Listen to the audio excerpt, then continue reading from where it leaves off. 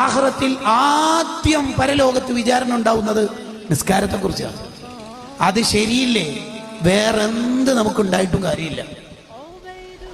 ഒരാൾക്ക് കുറേ നോമ്പുണ്ട്, കുറേ ഹജ്ജുണ്ട്, കുറേ നിസ്കാരങ്ങൾ ഖളാ വീട്ടാനുണ്ടായിരിക്കെ മരിച്ചുപോയാൽ അയാൾ സ്വർഗത്തേക്ക് പോവോ?